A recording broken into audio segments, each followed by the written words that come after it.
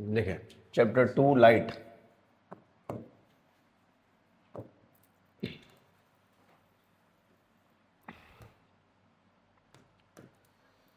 और इसका भी मैप ना, मैप बहुत बढ़िया अच्छा खासा जाएगा, लेंदी जाएगा। और चैप्टर मिनिमम टू मिनिमम कम से कम चलेगा तो 15 दिन के आसपास मिनिमम।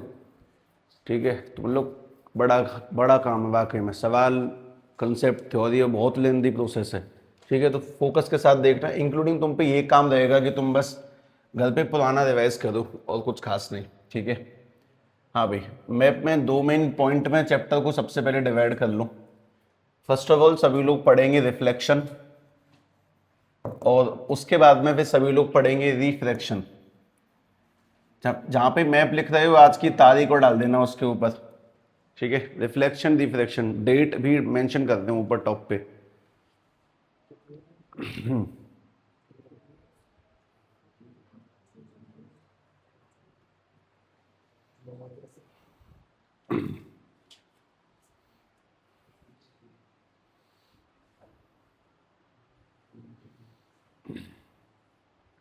तुम्हें किसी के स्कूल में कराया है ये अभी तक? हो गया तुम्हारे कंप्लीट? कहाँ तक हो गया? कोई अंदाजा, एस्टिमेट? देखियो टॉपिक लिखूंगा शायद तब बात अच्छे से हो रहा था। ठीक है भाई, सबसे पहली काम की चीज़, तुम इसके अंदर पढ़ना स्टार्ट करोगे पहला बहुत बेसिक सिस्टम। ठीक है, बेसिक सिस्टम यानी कि basics of light. Basics of light पहला पॉइंट। एक सेकेंड ना,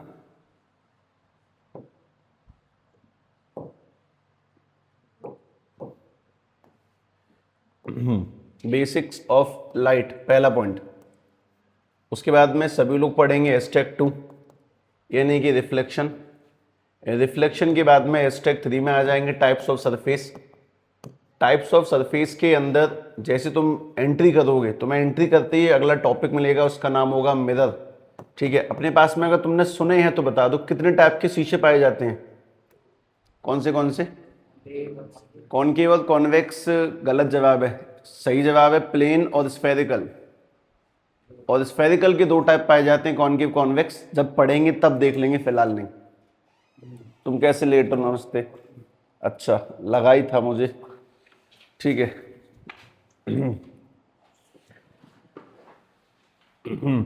ठीक।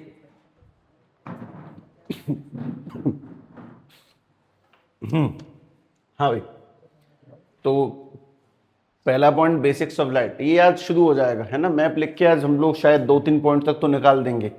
मिरर के बाद में तुम्हें मोस्ट इंपोर्टेंट सिनेरियो पढ़ना है। मिरर में 2 टाइप होंगे, जब लिखेंगे तब बेहतरीन समझ में आएगा।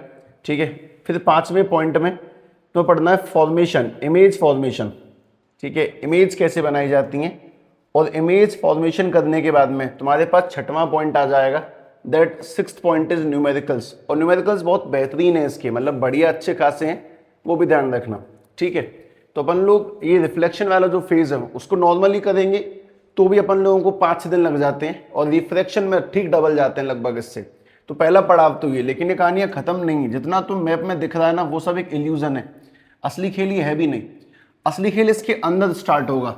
तुमने 6 तो मेन पॉइंट लिखे चैप्टर मैप में पढ़ने वाले, उसके बाद जो तुम पढ़ोगे वो सुनो।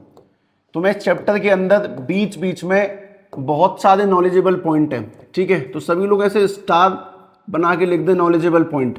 ठीक है, बहुत सारे नॉलेज पॉइंट है और नॉलेज पॉइंट लगातार एंट्री किए जाएंगे। ठीक है, मैं ध्यान से एक बार बता देता हूँ कौन से हैं। Star 1, star 2, star 3। ठीक है, स्टार 1 के अंदर शायद तुम पढ़ोगे रियल इमेज किसे कहते हैं और वर्चुअल इमेज किसे कहते हैं। ये पूरा चैप्टर तुम मेरे अकॉर्डिंग वो पढ़ोगे जो मैंने डिजाइन किया है। ठीक है, ध्यान रखना। ठीक है, रियल और वर्चुअल इमेज, बहुत सारे स्टार पॉइंट आएंगे जैसे कि rules of image formation, rules of image formation, rules of image formation. ठीक है, और उसके बाद में सबसे मेन काम की चीज कि रूल्स ऑफ मिरर, या फिर कह सकते हैं नॉलेज ऑफ मिरर। शीशों की कुछ नॉलेज ली जाएगी, वहां पे तो हल्का फुल्का पढ़ा जाएगा बस उन्हें कि शीशों के बारे में कि जो भी होगा देख लेंगे। अपने पास में 3 तो ये स्टार पॉइंट, और बाकी बातें और निकल के आ जाएंगी। चैप्टर की मेन ब्रांच अलग है और चैप्टर की ब्रांच में हटके जो चीजें हैं वो अलग है। लेंदी जाएगा आराम से 10-15 दिन कम से कम, मतलब कितने भी तेज निकाल लें उसके बावजूद भी 10 से 15 दिन जाने फिजिक्स का, और ऐसा कह सकते हो पूरी बुक का वन ऑफ द लेंथेस्ट चैप्टर है। सबसे पहली बात, जैसे कि केमिस्ट्री में सबसे बड़ा चैप्टर है चौथा, कार्बन कंपाउंड। बायो में सबसे बड़ा लाइफ प्रोसेस, वो तुम पढ़ चुके हो, ठीक है। और रिप्रोडक्शन वाला भी काफी लेंथी है, लेकिन लाइफ प्रोसेस थोड़ा छोटा ही होता है। उसके बाद में फिजिक्स में सबसे लेंथी चैप्टर लाइट है। तुम्हें तीनों में से तुमने एक तो बायो का तो पढ़ लिया लेंथी, केमिस्ट्री नहीं पढ़ा है, फिजिक्स का शुरू हो रहा है और एकदम परफेक्ट टाइम ऑफ स्टार्टिंग है, ठीक है। जब तुम इसको पढ़कर स्कूल में एंटर करोगे, तुम में से बहुतों के स्कूल में लाइट ही शुरू होगा, ठीक है। 10-5 दिन के अंतराल पे जब तक तुम इसे फिनिश करोगे, परफेक्शन में लाओगे, तब तक तुम लाइट तक पहुंच जाओगे। तो रिवीजन भी यहाँ के वहां हो जाएगा साथ के साथ। मेन काम की चीज रिफ्लेक्शन का पहला पड़ाव ये, स्टार पॉइंट मैंने जितने लिखे हैं फिलहाल कम है, और बढ़ाएंगे तभी बढ़ाएंगे, फिलहाल नहीं, ठीक है। लेकिन इनको ध्यान रखना, चैप्टर की मेन ब्रांच से अलग हटके है। फिर सभी लोग ध्यान से दोबारा से, ठीक है। इतना लिखने के बाद में पन्ना जहां तक बच जाएगा, ठीक है। फिर रिफ्लेक्शन, अपने पास चैप्टर का पहला हिस्सा रिफ्लेक्शन, ये सब कुछ इसके अंदर है। और फिर दूसरा हिस्सा है रिफ्रैक्शन, ठीक है। इसका मैप लिखेंगे, दोबारा से हेडिंग डाल दें और हेडिंग के बाद लिख दें रिफ्रैक्शन। इसमें कौन सी स्टडी करनी है वो सुनो। ये इससे बड़ा है, काफी अच्छा खासा लेंथी है इससे।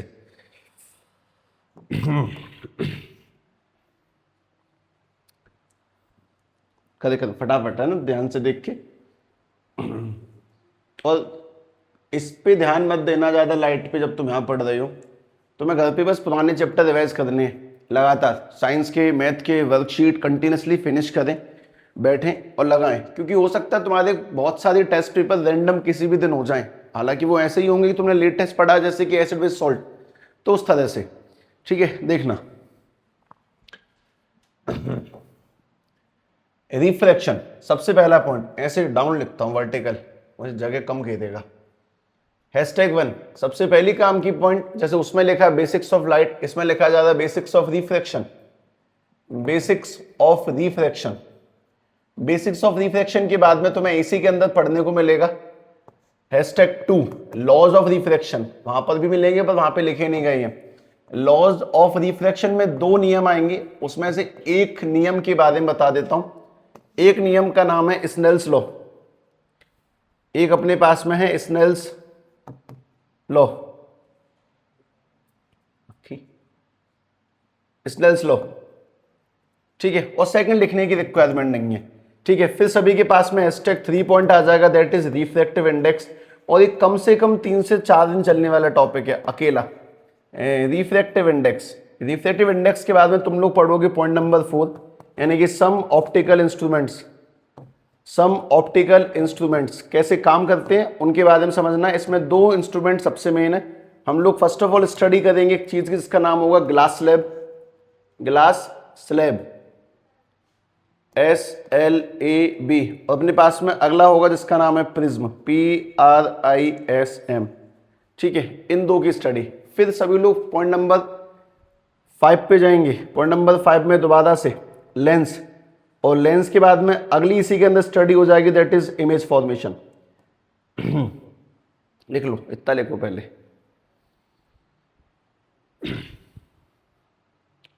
ये वाला इससे ज्यादा फैलता है, ये देखने में तो 6-7 टॉपिक ही लगेंगे इसके जैसे, पर ओपन बहुत ज्यादा हो जाएगा ये।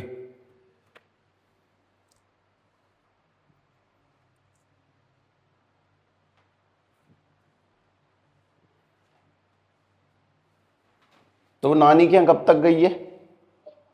अच्छा, #6 में सभी लोग पढ़ेंगे इमेज फॉर्मेशन। लेंस के बाद में इंपोर्टेंट पॉइंट इमेज फॉर्मेशन, और फिर अगेन वही जहां पे तुमने 6वां एंड किया था न्यूमेरिकल्स, यहां तुम 7वां एंड करोगे न्यूमेरिकल्स,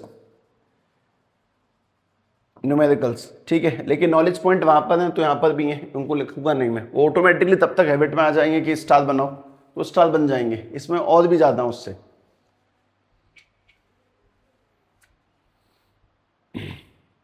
दूसरी काम की बात ये भी है कि चैप्टर ना, मतलब टोटली ऐसा नहीं है कि सिर्फ मैंने बोर्ड पे लिखा तुमने कॉपी में लिखा तो काम हो गया ना, वो प्रॉपर वर्किंग है। मतलब तुम्हें काम अपने आप करना ही पड़ेगा तब जाके सीखोगे, है ना। Pen, paper, compass, protractor, scale, pencil, रबड़ कटर सब चाहिए। उन सबका इस्तेमाल करके तुम लगातार यूज कर रही होगी तो ऑटोमेटिकली वो अंडरस्टैंडिंग में आ जाएगा। तुम्हें चैप्टर खुद को बेहतरीन समझाना है, क्योंकि थ्योरेटिकल नहीं है, बिल्कुल भी ऐसा नहीं है कि अपन लोग बस याद कर लेंगे तो हो जाएगा।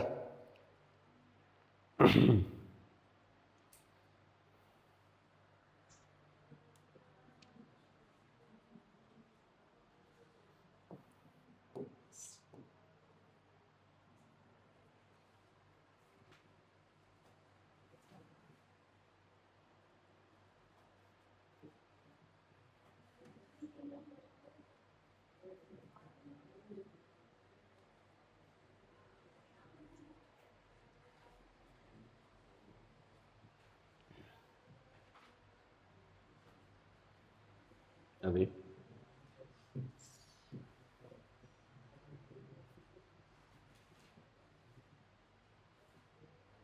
लिख दिया, सबने लिख दिया, ठीक है। पहला पॉइंट शुरू करते हैं अपन लोग। बेसिक्स ऑफ लाइट में सबसे पहली काम की बात यही बता दूं, बाकी सब कुछ साइड हटाओ, बस पहला पॉइंट, छोटा सा पॉइंट, बेसिक्स ऑफ लाइट। मुझे बस ये बताएं कि व्हाट इज लाइट, लाइट किसे कहते हैं, बस पहला सवाल यही है। जो पढ़ने वाले हैं, जो चैप्टर का नाम है उसका ही मतलब जानना है, बाकी सारी बातें इसके बाद शुरू करेंगे। और ये टोटल पब्लिक डिस्कशन का वर्क है, मैं तुमसे बस पूछ रहा हूं, तुम में से इसको जो अंदाजा हो वो उस बात को कह सकता है, और कुछ नहीं। बताएं व्हाट इज लाइट। एक तो उसकी हिंदी उजाला नहीं पूछा मैंने, ठीक है। व्हाट इज ट्री, पेड़, नहीं वो नहीं पूछ रहा, हिंदी अनुवाद नहीं, मैं गूगल ट्रांसलेटर नहीं हो तुम लोग, ठीक है। पेड़ को डिफाइन करो, व्हाट इज पेड़। पेन को डिफाइन करो, पेन को तुम कैसे डिफाइन करोगे, पेन माने सब पेन होता है, कलम होती है, नहीं डेफिनेशन में समझाओ तरीके से।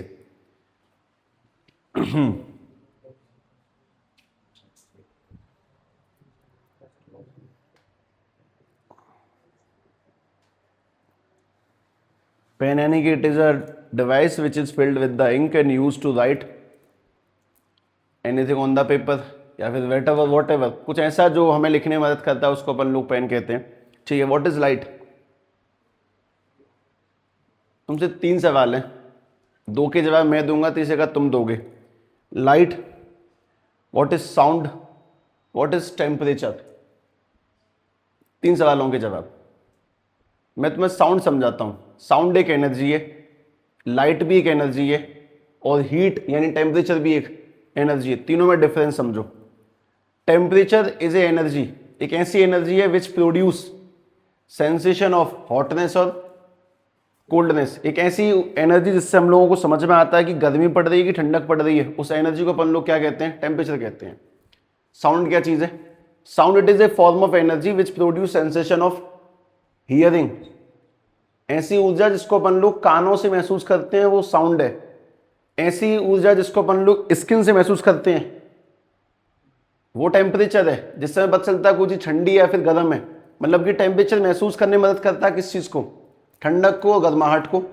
साउंड किस चीज को महसूस करने में मदद करता है, आवाज को। साउंड एक एनर्जी है जो मुझे महसूस होती है, हियरिंग मेरी सुनने की क्षमता को विकसित करती है, that energy is called sound energy. दोबारा से, temperature it is a form of energy which produce sensation of hotness and coldness. इसको लिखने की रिक्वायरमेंट नहीं है तुम्हें, मैं बस ऐसे ध्यान से मेंटेन कर रहा हूं।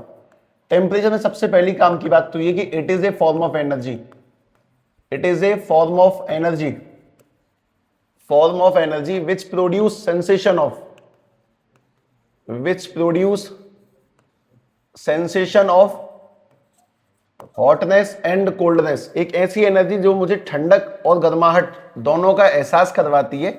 शायद उस ऊर्जा को अपन लोग हीट एनर्जी कहते होंगे, ठीक है। हीट ज्यादा अच्छा वर्ड है एज कंपेयर टेम्परेचर, उसका तो नापना ही कहलाता है टेम्परेचर। हीट है इसकी मेन डेफिनेशन, ठीक है भाई। इसी में अगला सवाल है कि व्हाट इज साउंड। साउंड क्या चीज है, it is a form of energy. ये कैसी एनर्जी जिससे कि मुझ में कौन सी क्षमता विकसित होती है, सुनने की क्षमता। तो it is a form of energy which produce sensation of hearing, it is a form of energy which produce sensation of, which produce sensation of hearing. एक ऐसी ऊर्जा जिससे मुझे सुनाई देता है, produce sensation, produce sensation of hearing, जिससे मैं सुन सकता हूं। मैं आवाज अगर सुन पा रहा हूं तो साउंड एनर्जी की हेल्प से सुन पा रहा हूं। Sensation of hearing. तुम लाइट बताओ, ये कौन सी एनर्जी है। It is a form of energy which produce sensation of vision, correct word. वो सी एकदम सही है, लेकिन फिर भी विजन वर्ड फिजिक्स में ज्यादा मेंशन करना है। तो it is a form of energy which produce sensation of vision, एक ऐसी एनर्जी जिसकी हेल्प से मैं देख सकता हूं, उस एनर्जी को अपन लोग लाइट एनर्जी कहते हैं। इस बात को तुम लिखो अपने आप से, ठीक है, कि लाइट क्या चीज है। अपने पास में तीन एनर्जी निकल के आई, हीट जो मुझे ठंडक और गर्मी का अंतर समझाती है, साउंड जो मुझे आवाज और हीट में डिफरेंस समझ में आ रहा है, आवाज को कैप्चर करने के लिए मेरे पास कान है, हीट को कैप्चर करने के लिए मेरे पास में स्किन है, और लाइट को कैप्चर करने के लिए मेरे पास में क्या है, आंखें। तो एक ऐसी एनर्जी जिससे मैं देख सकता हूं, उस एनर्जी को अपन लोग लाइट एनर्जी कहते हैं। हम साउंड की हेल्प से देख नहीं सकते, शायद अगर तुम्हें अंदाजा हो। तुम अगर आंखें बंद कर लो और आवाज सुन रहे हो तो तुम इंसान की शक्ल नहीं बता सकते सुन के कि कैसा दिखता होगा, है ना। तो वैसे करके बहुत छोटे मोटे डिफरेंसेस हैं। इस बात को तुम खुद ही लिखो कि व्हाट इज लाइट, एक बेसिक फॉर्म ऑफ एनर्जी जो बहुत काम की भी है, which produce sensation of vision. It is a form of energy, it is a form of energy which produce sensation of vision, which produce sensation of vision, जिस energy से मुझे देखने की शक्ति मिलती है उसको अपन लोग लाइट कहते हैं, ठीक है। अब इसी में अगली काम की चीज मैं तुमसे दोबारा पूछ लेता हूं, अगर तुम्हें किसी भी ऑब्जेक्ट को इस दुनिया में देखना है तो देखें कैसे, है ना। मतलब सिंपल सवाल भाई, how do we see object, how do we see object, ये कोई सवाल नहीं है, मतलब कंसेप्ट की स्टार्टिंग करने का तरीका है। How do we see objects, हमें दुनिया के सारे ऑब्जेक्ट किस चीज की हेल्प से दिखाई देते हैं, बताओ, तुम बताओ, दुनिया के सारे ऑब्जेक्ट किस चीज से दिखाई देते हैं, बताओ। ठीक है, इस कमरे में बहुत सारे उजाला है, बहुत 10-20 बल्ब लगे हैं, तुम किसी अंधे को ले आओ जिसकी आंखें ही नहीं है, उसे दिख जाएगा, लाइट तो खूब है। अब तुम अपनी बात कर लो, तुम्हारी बढ़िया आंखें हैं और मैं तुम्हें किसी अंधेरे कमरे में बंद कर दूं, तुम्हें तब दिख जाएगा, नहीं दिखेगा। दो मैंडेटरी चीजें क्या हैं देखने के लिए, दो चीजें चाहिए, सिर्फ लाइट ही लाइट है, आंखें नहीं है तो नहीं देख सकते, और आंखें ही आंखें हैं, अंधेरे में जैसे रात में ऊपर छत पे चले जाओ, ऊपर से देखने की कोशिश करें कि सामने कौन जा रहा है तो मुश्किल है देखना। अगर लाइट ही लाइट है और आंखें नहीं है तो देखना पॉसिबल नहीं है, और आंखें ही आंखें लगी हुई हैं, कोई भी लाइट नहीं है आसपास तो भी देखना पॉसिबल नहीं है। देखने के लिए दो चीजों की रिक्वायरमेंट है, एक तो हमें क्या चाहिए, आंख जो लाइट को कैप्चर कर सके, और एक चाहिए लाइट जो किसी ऑब्जेक्ट से होके आ सके। अब ध्यान से देखना हम देखते कैसे हैं, ठीक है, बस डायग्राम बनाना है, इसमें लिखने की कोई आवश्यकता नहीं है, कुछ भी ऑटोमेटिकली समझ में आता है। देखो हमारे पास सबसे पहली काम की चीज तो ये कि अपने पास मान लो ये कोई पेड़ है और यहां पर कोई इंसान है, ठीक है। अगर इस इंसान को इस पेड़ को देखना है तो पेड़ को देखने के लिए इसको चाहिए मैंडेटरी लाइट का सोर्स तो होना ही चाहिए। तो लाइट का सोर्स मैंने बना दिया सिंपल सा, ठीक है। अपन लोग इसको कभी बायोलॉजी में पढ़ेंगे ना तभी बहुत बड़ी बात समझ में आती है। हमारी बॉडी के सारे सेंस ऑर्गन कंटेस्ट काम कर रहे हैं अभी भी लगातार, कान, आंख, सब, नाक, लंग्स सब लगातार काम कर रहे हैं, सेंसिंग चल रही है, कैलकुलेशन चलती है हर सेकंड। हालांकि सीख जाओगे कितनी स्पीड से चलता है ब्रेन, ठीक है। ब्रेन की जो स्पीड है 1 एक्सोफ्लॉप पर सेकंड, वास्तव किसी सुपर कंप्यूटर ने भी अटेंड नहीं करी है, 1 एक्सोफ्लॉप पर सेकंड। और सबसे बड़ी बात है कि हाँ कुछ रिकॉर्ड्स ब्रेक हुए, 1.8 तक गई है अब जो एआई वाले कंप्यूटर आए हैं, लेकिन दिक्कत है उनके अंदर, हम 20 वॉट के आसपास की एनर्जी खपत करवाते हैं ब्रेन से पूरे चलाने के लिए पर सेकंड, और उनको एक आध सेकंड चलाने के लिए कम से कम 2-3 मेगा टन एनर्जी चाहिए। मतलब ऐसा मान लो 20-30 हजार वॉट एनर्जी चाहिए, हमें बस 20 वॉट एनर्जी चाहिए, ठीक है। इतनी एनर्जी इस ब्रेन के पास में है। खैर उसकी रिक्वायरमेंट नहीं है फिलहाल, तो कोई रिक्वायरमेंट नहीं है फिलहाल, फिजिक्स में आते हैं। ध्यान से बात सुनो। सबसे पहली बात कि कोई भी जो लाइट का सोर्स है उस लाइट के सोर्स से ढेर सारी लाइट, अब मैं इसमें अनगिनत लाइट बना नहीं सकता। जैसे तुमसे कहता हूं कि अपने पास ये जो CFL लगी हुई है इससे कितनी लाइट की किरणें बाहर निकल रही हैं, नंबर ऑफ रेज कितनी है, कितनी रेखाएं बाहर निकल रही हैं, जवाब है इन्फिनिट। तुम काउंट नहीं कर सकते, मैं यह बना नहीं सकता, तो मैंने जानबूझ के बस 4-5 ड्रॉ कर लिए। मैं तुम्हें क्या समझाता हूं वो सुनो। किसी भी लाइट के सोर्स से लाइट कहां पे टकराती है, पहले ऑब्जेक्ट पे, और ऑब्जेक्ट से कहां टकराएगी, फिर जाके हमारी आंखों में टकराती है। जब लाइट ऐसे टकरा कर वापस जाएगी तब हम किस चीज को देख सकते हैं। तो यहां पे तो अपने पास में आई है और जैसे कि अपने पास में लाइट का सोर्स है, ठीक है, लाइट सोर्स है। तो किसी भी चीज को देखने के लिए दो काम के पैरामीटर, एक तो प्रकाश होना चाहिए और एक आंख होनी चाहिए। उजाला टकराएगा, टकरा के जब आंख तक पहुंचेगा तब हम किसी भी ऑब्जेक्ट को देख सकते हैं। अब मान लो कि तुम्हें अगर इस ऑब्जेक्ट को देखना बंद करवाना है तुम दो चीज बंद करो, तुम्हें ऑब्जेक्ट दिखना बंद हो जाएगा। दो चीज हटाओ इसमें से, इससे ऑब्जेक्ट दिखना ही बंद हो जाएगा। पहला, अगर किसी इंसान ने आंखें बंद कर ली तो सीधी बात है कि लाइट उसके ब्रेन तक नहीं पहुंच रही है, उसको देख नहीं सकता। और अगर किसी इंसान ने सूरज को बंद कर दिया तो लाइट ही नहीं आएगी, तो वैसे दिखाई नहीं देगा। सन डेली नाइट को बंद हो जाता है और तुम रात में देख नहीं सकते हो। अगर सारी लाइट वगैरह बंद कर दी जाए अपने चारों ओर से तो रात में देखना पॉसिबल नहीं है। मेन काम की चीज, हमें अगर किसी भी ऑब्जेक्ट को, हम जो भी अपने आसपास जितना भी कुछ देख रहे हैं उन सबसे लाइट टकरा रही है, टकरा के हमारी आंखों तक पहुंच रही है। तुम्हें जो भी अपने आसपास दिखाई देता है उन सबसे लाइट टकराती है, टकरा के तुम्हारी आंखों तक पहुंचती है और इसी वजह से तुम देख पाते हो। तो देखने के लिए मैंडेटरी दो कंडीशन, लाइट का सोर्स होना चाहिए और एक आंख भी होनी चाहिए जो उस लाइट को कैप्चर कर सके। और अगर तुम्हें किसी का विजन खत्म करना है, तुम्हें किसी ऑब्जेक्ट को देखने से बंद करना है, तुम्हें या तो लाइट काटनी है या फिर आंख काटनी है, या तो उसे बंद करो या फिर लाइट को बंद करो, ठीक है। तो अपन लोग देख नहीं सकते हैं, ये पहली काम की चीज। लेकिन इसी में मोस्ट इंपोर्टेंट जो फिनोमेना आता है वो फिनोमेना ये है, लाइट टकरा के वापस आ रही है। एक जगह से लाइट आई, टकराई, टकरा के वापस आ गई।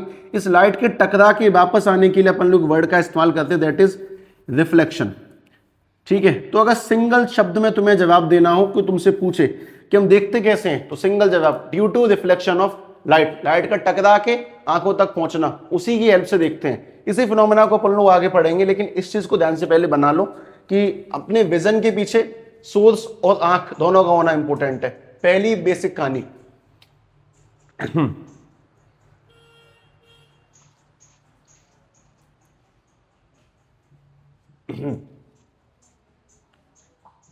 अपना सेकंड पॉइंट शायद यही लिखा है, रिफ्लेक्शन। हम जहां खत्म करेंगे हर बार वहीं से शुरू कर रहे होंगे अगला पॉइंट।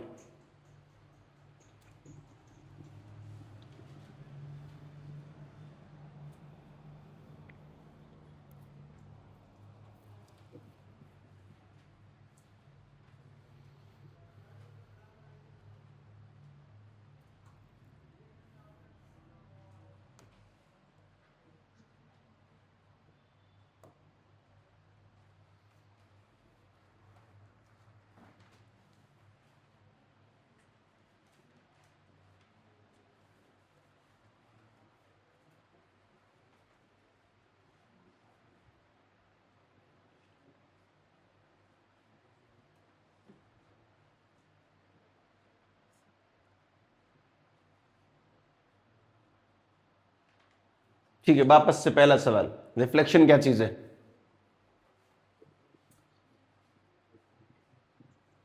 बताओ। सिंपल सवाल, रिफ्लेक्शन किसे कहते हैं? लाइट का किस सरफेस से टकरा के वापस आना। सरफेस चाहे वो कैसा भी हो सकता है, पत्ते हो खराब से, प्लेन सा कांच हो, बेकार सी दीवार हो, कुछ भी हो सकता है। किसी भी सरफेस से लाइट का टकरा के वापस आना इज कॉल्ड रिफ्लेक्शन। हम लोग सेकंड पॉइंट शुरू करते हैं, सेकंड पॉइंट यही लिखा हुआ है, रिफ्लेक्शन, ठीक है। सभी लोग ध्यान से पहले उसको डिफाइन करके लिखेंगे और डेफिनेशन संग के संग याद भी करते चलें, ऐसा नहीं कि तुम्हें अलग से याद करनी पड़े, ठीक है। ध्यान से लिखेंगे, रिफ्लेक्शन ऑफ लाइट, ठीक है। इसका मतलब क्या, वो तरीके से मेंशन करो। मेन काम की चीज ये, the bouncing back of light, the bouncing back of light, bouncing back of light from any surface, from any surface, bouncing back of light from any surface is called reflection. Light का टकरा के वापस आना is called reflection, is called reflection. और जब reflection शब्द की entry हो चुकी है तो सभी लोगों के लिए कुछ और भी एंटर होता है, वो भी ध्यान से देखें। जैसे कि मान लो अपने पास में ये कुछ सरफेस है। अगर सरफेस में तुम्हें रिफ्लेक्शन ऊपर से करना है तो तुम्हें इसके नीचे एरो बनाने पड़ेंगे, ऐसे करके डैश लगाने। इस डैश का मतलब होता है पॉलिश, ठीक है। अपने पास जितने भी शीशे हैं घर में, जिसके भी घर में शीशे, सबके घर में ही होंगे ऑब्वियसली, ठीक है। तो शीशों के पीछे क्या होता है वो सुन ले ध्यान से। जैसे अपने पास में ट्रांसपेरेंट कांच है, पॉलिश आती है, जैसे पेंट आता है वैसे करके डब्बे में, उस पॉलिश को लेके तुम कांच के बैक साइड पर बस रखो, उसे फैला दो, अपने आप सूखने दो, और जब तुम इसको सामने से देखोगे तो वो शीशा बन चुका होगा। पॉलिश महंगी आती है, भी ध्यान रखें, है ना। तो अगर तुम्हें किसी भी ट्रांसपेरेंट कांच को शीशे में कन्वर्ट करना है, एक पॉलिश को उसके बैक साइड पे फैला दो और वो सामने से रिफ्लेक्शन देगा। यानी कि अगर तुम्हें कभी भी किसी सरफेस के ऊपर रिफ्लेक्शन करवाना है, तुम्हें शेडिंग कहां पे करनी है? नीचे की ओर। और रिफ्लेक्शन कहां से होगा? ऊपर की ओर से, सामने जहां से प्लेन दिखाई देता है। ये शीशा बनाने का कॉपी पे एक तरीका है, असली शीशा तुम लोगों को पता कैसा होता है, ठीक है। कॉपी पे अपन लोग शीशे को ऐसे बनाते हैं, लाइन खींच दी, पीछे पॉलिश है, और अगर कोई इंसान सामने होगा तो उसे अपनी परछाई इसमें दिखाई देगी अंदर की ओर। मेन काम की बात ये समझे, हमने जैसे रिफ्लेक्शन वर्ड की एंट्री की, मैं तुम्हें रिफ्लेक्शन में कुछ सिंपल सिस्टमेटिक बात समझाता हूं, और वो सिंपल सिस्टमेटिक बात ये है कि रिफ्लेक्शन लाइट का मतलब है लाइट अगर आती है तो आएगी और टकरा के फिर चली जाएगी, this is called reflection of light, ठीक है। और इसी में ध्यान से सभी लोग देखो, एक आने वाली लाइट है और एक कौन सी है, जाने वाली लाइट। आने वाली लाइट को अपन लोग एक नाम देते हैं, that is called incident ray, आने वाली लाइट इंसिडेंट रे। उसके बाद में जाने वाली लाइट को अपन लोग एक नाम देते हैं रिफ्लेक्टेड रे। एक लाइट जो आई है दैट इज इंसिडेंट, और जो लाइट जा रही है दैट इज रिफ्लेक्टेड रे। एक पहला काम का छोटा सा पड़ाव, इसके अंदर कुछ ऐसा मेंशन करते हैं उसमें है नहीं, कभी भी नहीं होता। हमने अपने मन से काल्पनिक लाइन बनाई है उसको पढ़ने के लिए। ये जो काल्पनिक लाइन अपन लोग बनाने वाले हैं वो सरफेस के परपेंडिकुलर है। कोई इसका नाम बताएगा? साउंड में पढ़ा होगा, नॉर्मल, ठीक है। अगर किसी सरफेस के परपेंडिकुलर, पहली बात इसके बारे में बात सुन लो, ये एक इमेजिनरी लाइन है जो उसको अपन लोग बस पढ़ाई के लिए बनाते हैं, थोड़ी स्टडी करने के लिए। इमेजिनरी लाइन है परपेंडिकुलर टू, ये किसका सिंबल है वो देखो, ये सिंबल परपेंडिकुलर, शॉर्ट में लिखा, बड़ी स्पेलिंग हटा दी। Imaginary line perpendicular to surface, शीशे के परपेंडिकुलर है, that is called normal. Imaginary का मतलब ये वास्तविकता में होती नहीं है, अपन लोगों ने बस काल्पनिक बना ली है, ठीक है, कुछ स्टडी में काम आती है इस वजह से। तो पहली काम की पॉइंट तो यही है कि लाइट आएगी आगे चली जाएगी, उसको अपन लोग रिफ्लेक्शन कहते हैं। आने वाली लाइट का नाम इंसिडेंट रे, जाने वाली लाइट का नाम रिफ्लेक्टेड रे। और मोस्ट इंपोर्टेंट सिनेरियोज इसके अंदर वो भी ध्यान से देखें, ठीक है, समझना। तुम्हें सिर्फ और सिर्फ काम के इसमें 3 लोग दिखने चाहिए, इंसिडेंट, नॉर्मल और रिफ्लेक्टेड। सरफेस का कोई काम नहीं है। ये बात बताने के बीच का रीजन भी सुनो। इंसिडेंट यानी आने वाली लाइट और नॉर्मल के बीच में बनने वाले एंगल को अपन लोग कहते हैं एंगल आई। मैं ये जो एंगल बना रहा हूं वो किसके साथ बना रहा हूं? नॉर्मल के साथ। मैं सरफेस काउंट नहीं कर रहा हूं, ध्यान रखना। मुझे एंगल सरफेस के साथ नहीं बनाना है, कभी जल्दीबाजी में इसको आई मत कह देना। नॉर्मल के साथ बनने वाला एंगल आई, जो आने वाली लाइट का एंगल बनेगा दैट इज एंगल आई, और जो जाने वाली लाइट का एंगल बनेगा दैट इज एंगल आर, ठीक है। इसको अपन लोग एक नाम देते हैं that is angle of incidence या फिर incident angle, angle of incidence. और इसको बोलते हैं अपन लोग reflected angle, reflected angle, angle of reflection लिख लो जैसे वो लिखा था, एंगल ऑफ रिफ्लेक्शन। हमारे पास में 2-3 काम के शब्द आ गए। सबसे पहली काम की बात, आने वाली लाइट इंसिडेंट, जाने वाली रिफ्लेक्टेड, बीच वाला नॉर्मल, इसके साथ बनने वाला एंगल एंगल आई, और उसके साथ बनने वाला एंगल एंगल आर। तो दैट इज कॉल्ड रिफ्लेक्शन। कोई भी लाइट अगर किसी सरफेस से टकरा के वापस आती है तो उसमें incident ray, reflected ray, normal, incident angle और रिफ्लेक्टेड एंगल 5 कंपोनेंट होंगे। तुम्हें उन 5 कंपोनेंटों का अंदाजा होना चाहिए, सबसे पहली काम की चीज।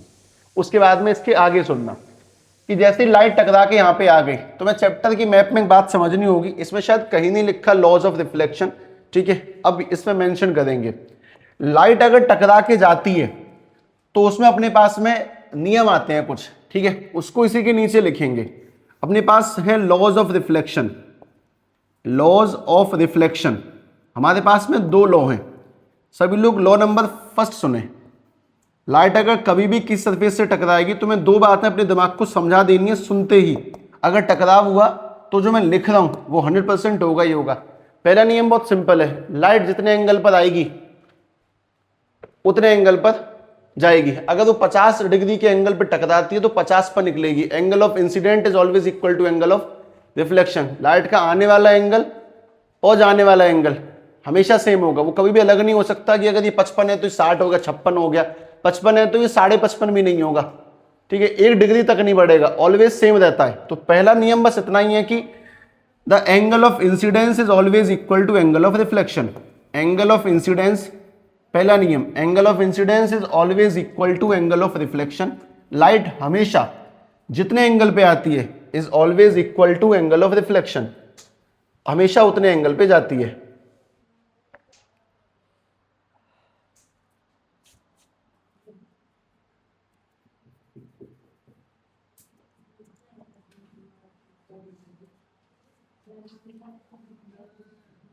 ठीक है, लिख ही दें, angle of incidence is always equal to angle of reflection. इस बात को शॉर्टकट में देखना।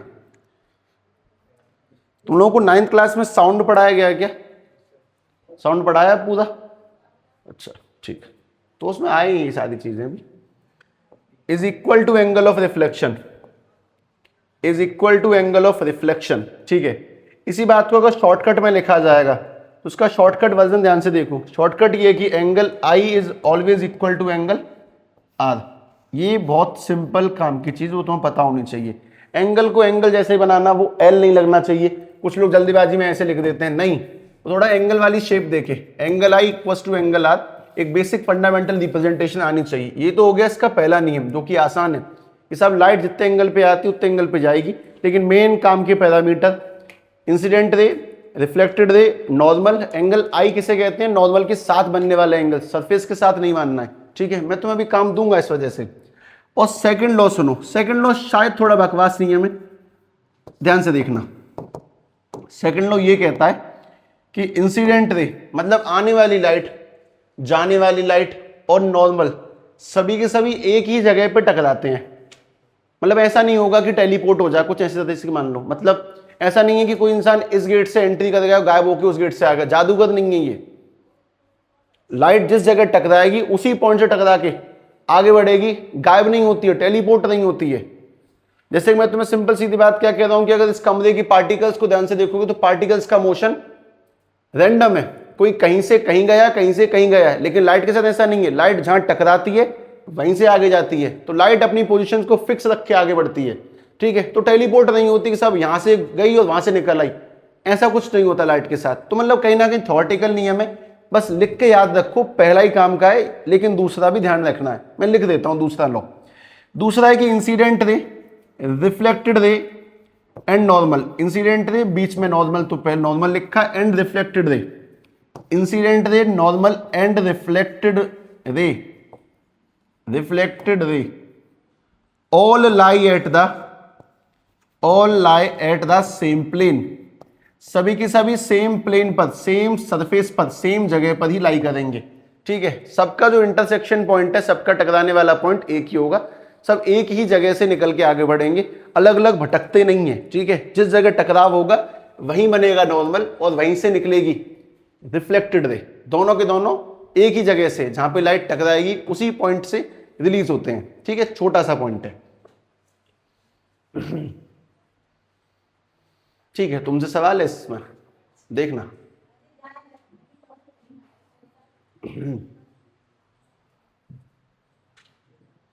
बस मैंडेटरीली करना होगा।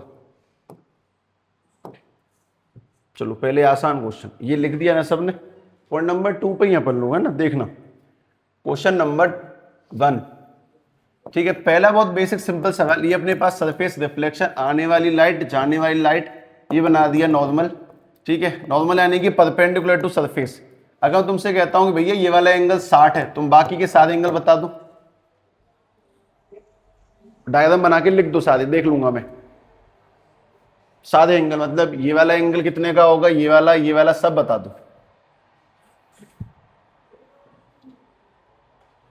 हैशटैग 3 पे चलेंगे, लेकिन पहले ये वाली कहानी परफेक्ट करते हैं। सारे सवाल आसान नहीं है, पहला ही आसान है ये।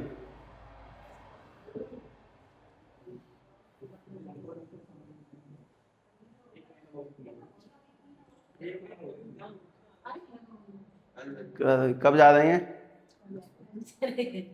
बाकी जो कह रहे हैं आ जाऊंगे, जा तो चेंज है क्या? उसी में चेंज अच्छा, आधार कार्ड अपना कराया था फोटो चेंज डीओबी डीओबी भी कई लोग कराए अपडेट। अच्छा तो पूछ लेंगे। हाँ हाँ, कहाँ पे? वो हॉस्पिटल के सामने चित्रा कपिल के बीच में। अच्छा समझ गया, कोई एक दिन गए थे वहां पे करने, कभी बाइक पे तो देख लेंगे। हमें पता है चित्रा कपिल का, वो तो पता है। हाँ हाँ कुछ बता दूं हाँ।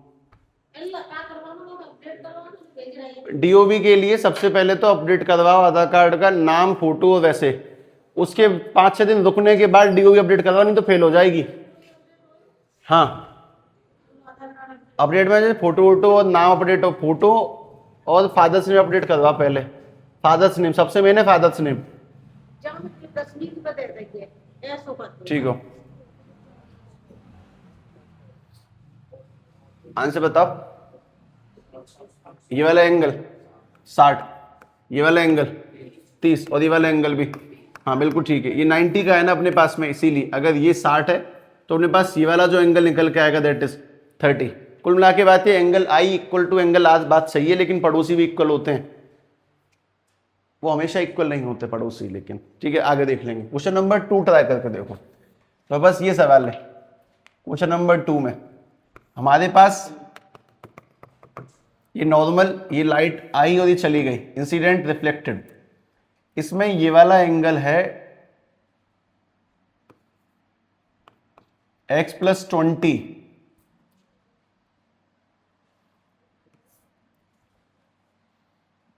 और ये वाला एंगल है 30 डिग्री। फाइंड x, ये निकालो पहले, लगाओ अपना दिमाग। पता नहीं तुम किसको प्लस करके किसके इक्वल पुट करोगे, एक बार कोशिश करने, बात बन जाए तो बहुत बेहतरीन है। x की वैल्यू 40, लेकिन अगर एंगल आई बताएगा तो यही सवाल है 60।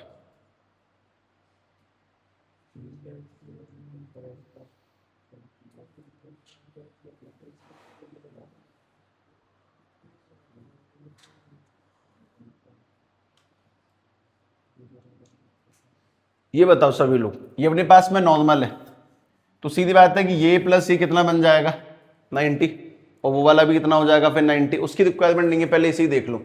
इसका प्लस 90 है तो सीधी बात x+20 + 30 और इक्वल टू में कितना 90। अपने पास ये बनेगा 50, x+50 इक्वल टू में 90। और अगर तुम प्लस के 50 को माइनस में लेकर जाओगे तो 90 माइनस के 50, एक्स वैल्यू क्या निकल के आ जाएगी 40। और अगर एक्स वैल्यू 40 है तो 40 + 20 60 डिग्री। अब वापस सेट कर दो, ये 60 तो ये वाला भी, और ये वाला कितना 30। अगला करके देख लो, कोई बात नहीं। क्वेश्चन नंबर 3, तुम्हारे पास ये नॉर्मल, इंसिडेंट रे, रिफ्लेक्टेड रे, अपने पास में ये वाला एंगल है 3x माइनस के 40 और ये वाला है x+60। ठीक है, फाइंड x। ये 3x माइनस 40 है, ये वाला 3x माइनस के 40 है, ये वाला एंगल I और ये वाला एंगल R।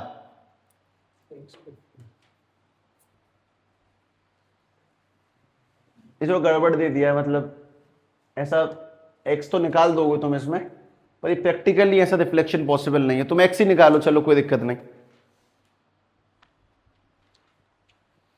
इनका प्लस करेंगे कि ये इक्वल में डाले जाएंगे। एंगल I और एंगल R है, तो वो यहाँ पे 90 था तो जोड़ दिया तुमने। एंगल I और एंगल R आपस में कैसे होते हैं इक्वल, तो इनको जोड़ो मत, इनको बस इक्वेट करो। एंगल I यानी 3x माइनस के 40 इक्वल टू x प्लस के 50। अब सॉल्व करो। वो बात समझो कि तुम्हें कहाँ पे प्लस करना है और कहाँ पे इक्वल, बस दो ही बातें करनी है अब तुम्हें आने वाले सवाल में। बस ये 3 सवालों से ये समझाना था, या तो तुम्हें प्लस करना पड़ेगा या उन्हें इक्वेट करना पड़ेगा आंसर निकालने के लिए। देखना,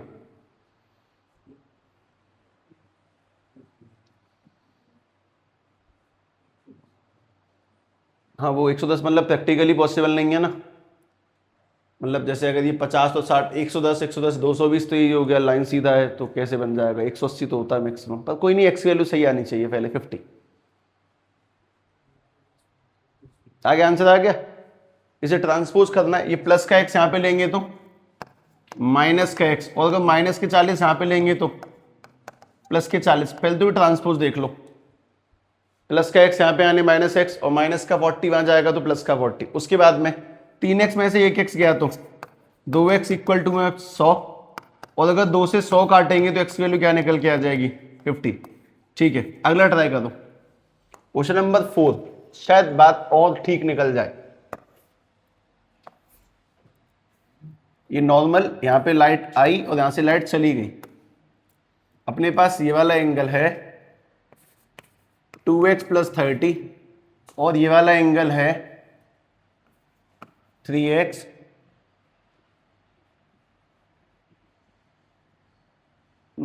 10।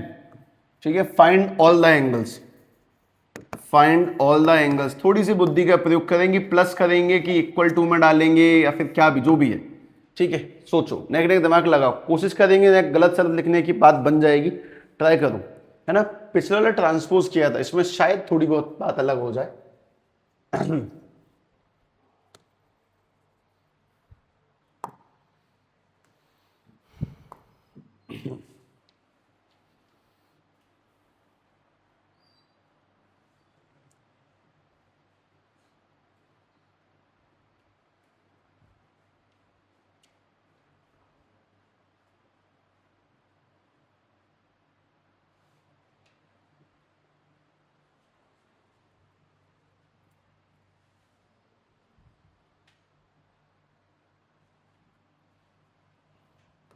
मैं तुम्हें कुछ हिंट दे सकता हूं, ये 3x माइनस के 10 है, तो ये वाला भी कितना होगा 3x माइनस के 10, क्योंकि एंगल आई और एंगल आर इक्वल है। एक लॉजिकल बात तो ये हो गई। उसके बाद में इन एंगलों का सम, इसका सम 90, तो सम 90 करो। अगर ये 3x माइनस के 10 है क्योंकि आर है, तो एंगल आई की वैल्यू भी 3x माइनस के 10 होगी। अब इन दोनों का प्लस कर लो, बस इन दोनों का प्लस करके 90 के इक्वल पुट करें, क्योंकि 90 ही बना रहे हैं, ये प्लस में ये।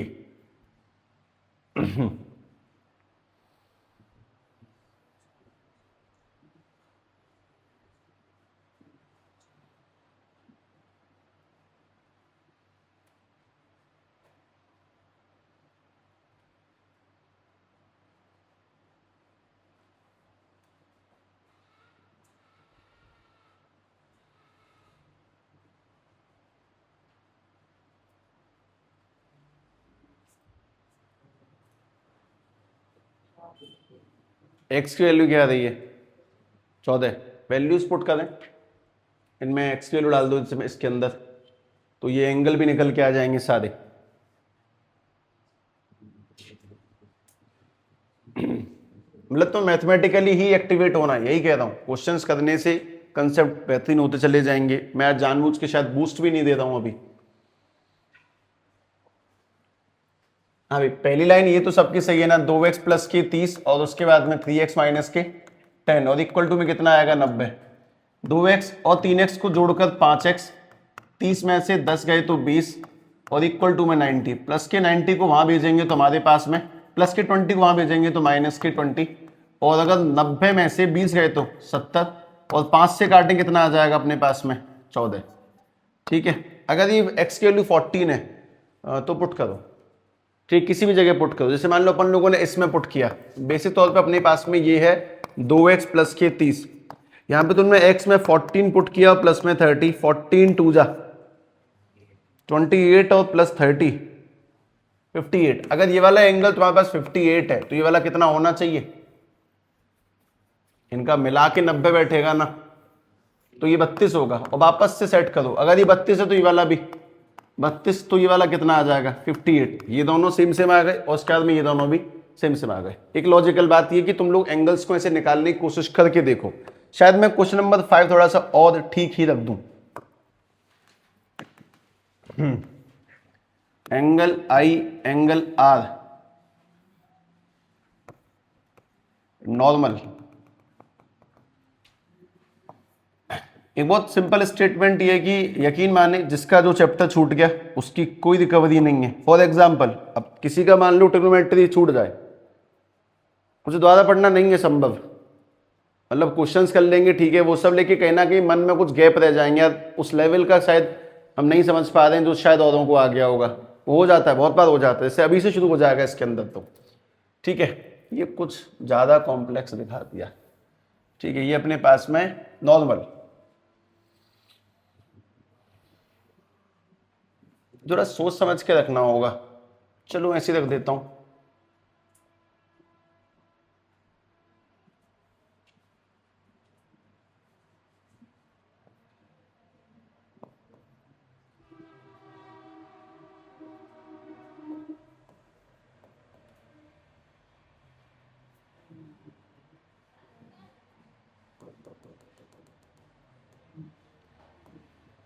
टू वाई प्लस 30, इस जगह पे x प्लस 40 और यहाँ पे 4y माइनस के 10 है, फाइंड x एंड y, ये सवाल है। एंगल नेगेटिव आ सकते, मैंने कैलकुलेटर नहीं किया है, मैंने ऐसे रख दिया। बात है कि तुम दिमाग क्या चलाओगे वो सोचो। मैं तुम्हें एक हिंट बस ये दे रहा हूँ कि एलिमिनेशन या फिर सब्स्टिट्यूशन से होगा, है ना, पर कुछ कुछ ब्रेन का यूज करके देख लें पहले। 2 90 बनाने, एक लेफ्ट साइड में एक राइट साइड में।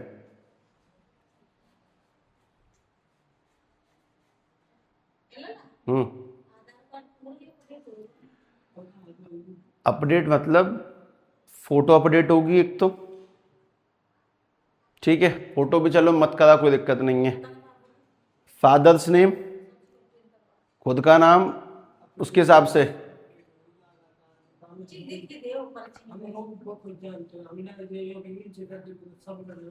ठीक है। डीओबी एक ऐसा चक्कर है कि अगर तुमने पहले अपडेट कराए बिना डीओबी करवाई तो वो कैंसिल हो जाता है बहुत बार। डेट ऑफ बर्थ तो पहले पूरा अपडेट करने के बाद में फिर अपडेट होगी डेट ऑफ बर्थ। मैं तो तुका को विश्वास नहीं।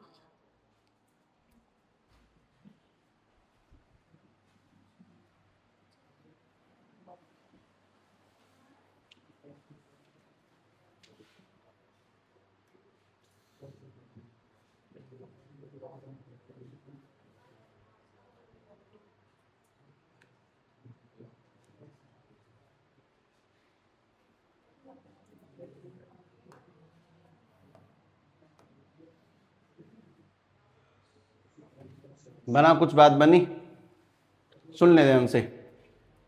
इन दोनों का सम बताओ कितना, 90। तो पहले इसको लिख लेते हैं, 3x माइनस के 10 और प्लस में 2y प्लस के 30 और इक्वल टू में 90। अगर इसको सेट करेंगे तो 3x प्लस के 2y, 30 में से 10 गए तो 20 और इक्वल टू में 90। अगर तुम प्लस के 20 को वहां पे माइनस करवा दोगे तो 3x प्लस के 2y, 90 में से तुम्हें 20 माइनस करना है और 90 में से 20 माइनस करके 3x प्लस के 2y इक्वल टू में कितना, 70। ये तुम्हारे पास बना सबसे पहला काम। अब इस साइड आ जाओ, इस साइड अगर इनका सम करेंगे कितना, 90, यानी x प्लस 40 और उसके बाद में 4y माइनस की 10 इक्वल टू में 90। ध्यान से देखोगे तो x प्लस की 4y अपनी जगह पे, 40 में से 10 गए तो 30 और इक्वल टू में 90। और अगर प्लस के 90 को वहां पे माइनस में लेके चले जाएं तो x plus 4y equal to में कितना आ जाएगा, 60। तो हमारे पास एक ये बन गया, एक ये बन गया, x plus 4y equal to में 60 और दूसरी ऊपर लिखी हुई है। दोनों को एलिमिनेट करना, x और y निकालो। करो, कैसे करोगे,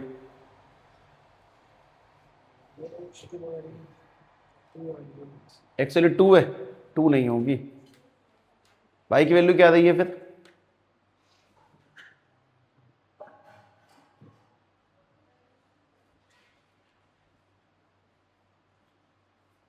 नहीं नहीं, नेगेटिव पॉजिटिव उठपटांग आ सकती, मैंने ऐसे गुड़ावा करके नहीं रखा है। पर तुम वैल्यू निकालने में ये सोचो कि अपन लोग यूज किसका कर रहे हैं, angle I equals to angle R का। वो दिखने में लगता है छोटा सा टॉपिक, लेकिन अगर उसको भी ध्यान से ओपन किया जाए तो कितना बढ़िया खुल जाता है। क्वेश्चंस को बस एक बार रिवाइज करके देख लें, करे कराए सवाल, कंसेप्ट अच्छे हो जाएंगे।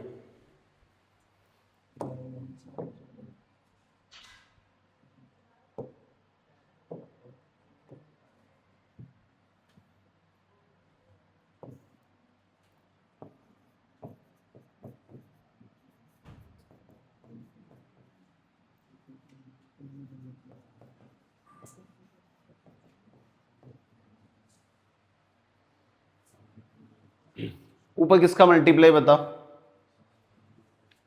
ऊपर नीचे मल्टीप्लाई करना है ना, एक नंबर से भी काम बन जाएगा, वैसे ऐसे कोई मैंडेटरी नहीं है।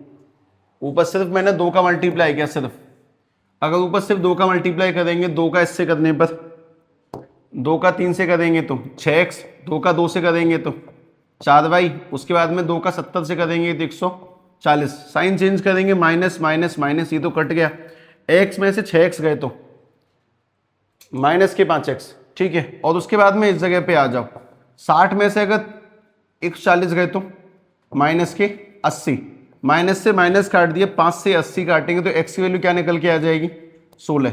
और अगर x की वैल्यू 16 है, तुम किसी भी जगह पुट कर दो, मान लो यहाँ पे पुट करते हैं, x plus 4y equal to में 60 एक्स की वैल्यू अपने पास में 16 प्लस के 4y इक्वल टू में 60। अगर तुम 16 को माइनस में लेके जाओगे तो 4y इक्वल टू कितना आ जाएगा, शायद 44। 4 से 44 काटेंगे तो y की वैल्यू कितनी, 11। तुम्हारे पास x मिल गया, y मिल गया। मेन काम की बात यह कि तुम पढ़ क्या रही हो, angle I equal to angle R, और उसमें तुम क्या कर रहे हो वो देखो। तुम इस कहानी को मैथ के चैप्टर 3 से अटैच कर रहे हो, तो ये सब कुछ इंपॉर्टेंट है। मतलब लेवल थोड़ा सा टफ ही रखें अपना, वो हल्का फुल्का पढ़ते रहेंगे, नंबर नहीं आते उससे कोई बेनिफिट रहेंगे। थोड़ा स्ट्रॉन्ग रखें, कठिन से कठिन जाएं जितना ज्यादा हो सकता है, मेन काम की चीज। अगर तुम्हें x और y की वैल्यू मिल चुकी है, अब एक काम करो, इन्हें में पुट आउट करके देख लो, तुम्हें इसके एंगल मिल जाएंगे। जैसे अगर यहां पे पुट करेंगे x, तो 3 मल्टीप्लाई में x पे 16 माइनस के 11, 16 इंटू 3 48 माइनस के 11, और 48 में से अगर 11 गए तो 10 है पे, ठीक है। तो मैंने y पुट किया, तो अपने पास में 48 में 10 गए तो क्या बन जाएगा, 38। अपने पास ये वाला एंगल 38 आया। अब इसे निकालो, 2y प्लस के 30 है, तो मैं y में कितना पुट करना है, 11। अगर y में 11 पुट करोगे तो 11 प्लस के 30, 11 इंटू में 2 22 प्लस के 30, और 22 और 30 अगर जोड़ देंगे कितना आ जाएगा। एक बार ऐसे ही मतलब रफली चेक करना, 52 और 38 मिला के ये सही बैठ रहा है। दोबारा x की वैल्यू वापस से बताओ, x प्लस 40 है ये, x की वैल्यू 16।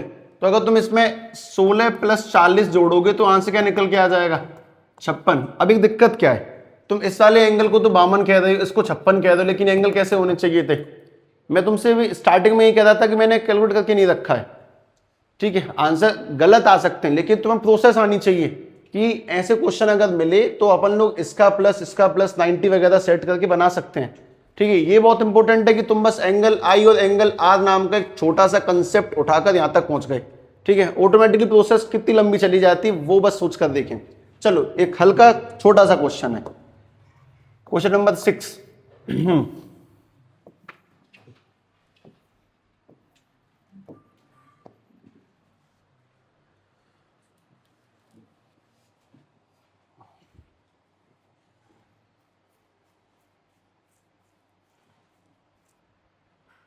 इस चैप्टर में आपका सेकंड फेज चल रहा है ना, कल शायद थर्ड फोर्थ और नॉलेज पॉइंट 2-3 इकट्ठे शुरू हो जाएंगे। बहुत आसान सवाल, अगर ये वाला एंगल 20 है, मेंशन ऑल कितने के होंगे, उससे तुम्हारा कंसेप्ट फिनिश होगा।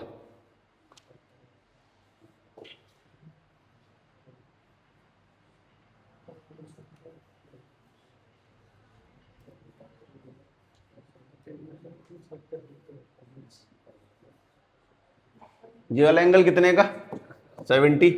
अगर एंगल I 70 है तो एंगल R भी 70, और क्योंकि प्रॉपर पूरा 90 है तो ये वाला कितना हो जाएगा, 20। एक लॉजिकल बात कि अगर लाइट आके टकराती है दो एंगल सेम होते हैं, angle I is always equal to angle R। बस इस कहानी को ध्यान रखें, लेवल कितना भी I हो सकता है, ठीक है। तो पहली काम की बात तो इतना रिवाइज रखेंगे। दूसरी काम की बात, उस पर आए गए किसी भी सवाल जवाब का अगर क्वेश्चन पूछ जाए तो उस क्वेश्चन को रिस्पॉन्स किया करें, ठीक है। मुझे कल ये समझ में नहीं आया कि ये लोग मैसेज सीन हो रहे हैं उसके बाद में क्लिक क्यों नहीं हो रहा, नथिंग, ठीक है। वो जब भी होगा उसके टाइमिंग में तुम्हें मेंशन कर दूंगा, बस कुछ अरेंजमेंट चल रहे हैं अभी उसके लिए, ठीक है। बाकी अपन लोग कल आगे बढ़ाते हैं पॉइंट नंबर 3 से। इसे ऑफ कर दियो।